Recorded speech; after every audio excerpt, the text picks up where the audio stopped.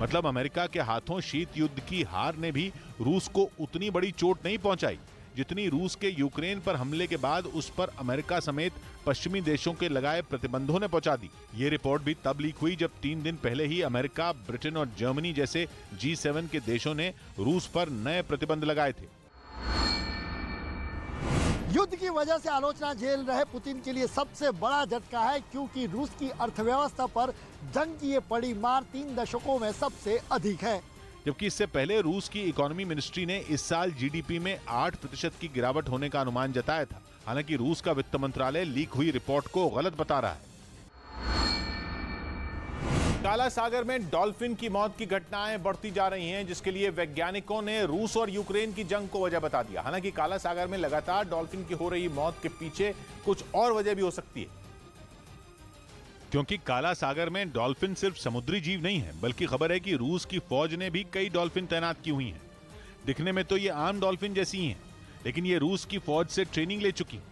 ऐसी डॉल्फिन जो बेहद खतरनाक हैं, बारूदी सुरंग तक लगाने में माहिर, पानी में काफी गहराई तक जासूसी करने में भी माहिर है। दुश्मन का कोई जहाज हो या कोई सबमरीन हो, ये डॉल्फिन उसकी पूरी जानकारी रूस की फौज तक पहुंचा सकती हैं। लेकिन रूस की फौज की ऐसी डॉल्फिन की कहानी नई नहीं है। खबर है कि यूक्रेन की फौज पहले से ऐसी डॉल्फिन से होशियार हो चुकी है। इसलिए जैसे ही डॉल्फिन की मौत की खबरें आईं, एक नई थ्योरी भी सामने आ गई। दावा यह किया जा रहा है कि रूस की वफादार डॉल्फिन अब यूक्रेन का निशाना बन रही हैं। इसीलिए मरी हुई डॉल्फिन मिलने का सिलसिला थमने का नाम नहीं ले रहा। हालांकि वैज्ञानिकों की चिंता काला सागर में चल रही जंग है। वो यूक्रेन और रूस दोनों को होशियार कर रहे हैं।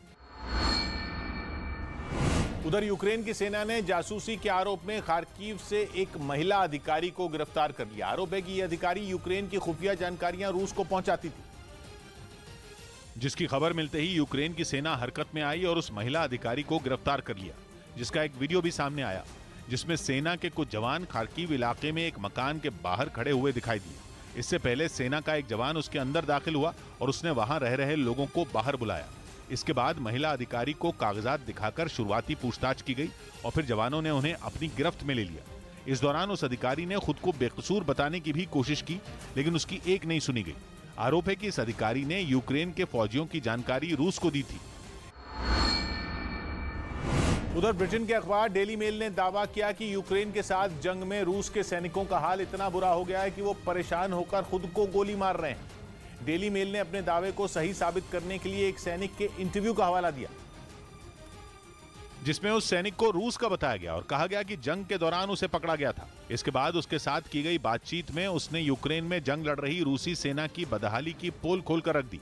पकड़े गए रूसी सैनिक ने बताया कि 2.5 महीने से यूक्रेन की जमीन पर जाकर लड़ाई कर रहे सैनिक अब मानसिक रूप से पस्त हो चुके हैं।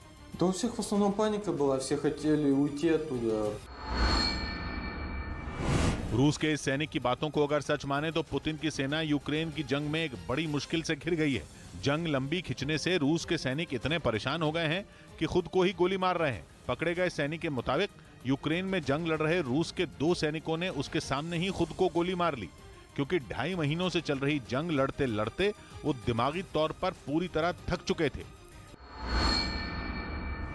लेकिन जंग छोड़कर वापस जाने का उन सैनिकों को कोई रास्ता नहीं सूझ रहा था, जिससे परेशान होकर उन्होंने जान दे दी। यही नहीं, रूस के पकड़े गए सैनिक ने यह भी बताया कि उसकी सेना के जवान वापस जाने के लिए अलग रास्ता भी तलाश रहे हैं, और वो रास्ता है खुद को घायल कर लेने का।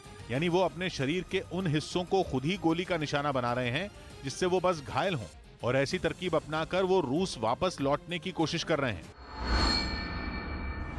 यही नहीं, रूस के इस पकड़े गए सैनिक ने आगे जो बताया वो बात और भी खौफनाक थी। उसके मुताबिक ज्यादातर रूसी सैनिकों को बहुत कम खाना और पीने का पानी मिल रहा है, जिसकी वजह से कई बार तो खाने के एक पैकेट से 3-3 सैनिकों को काम चलाना पड़ता है। और अगर रूस के पकड़े गए सैनिक की बातों में सच्चाई है तो कहा जा सकता है कि यूक्रेन में पुतिन की सेना को कई मोर्चों पर लड़ना पड़ रहा है।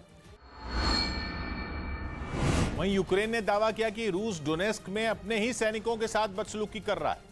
आरोप है कि रूसी फौज में मारे गए सैकड़ों जवानों के शवों को छिपा रही है, और इसके पीछे उनका मकसद जंग में हुए नुकसान को कम दिखाना है।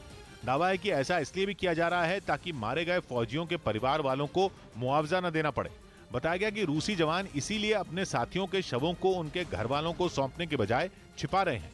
यूक्रेन ने तो यहां तक आरोप लगाया कि जब मारे गए सैनिकों के परिवार वाले शवों के बारे में जानकारी मांगते हैं तो उन्हें ढूंढने के लिए पैसे भी वसूले जाते हैं।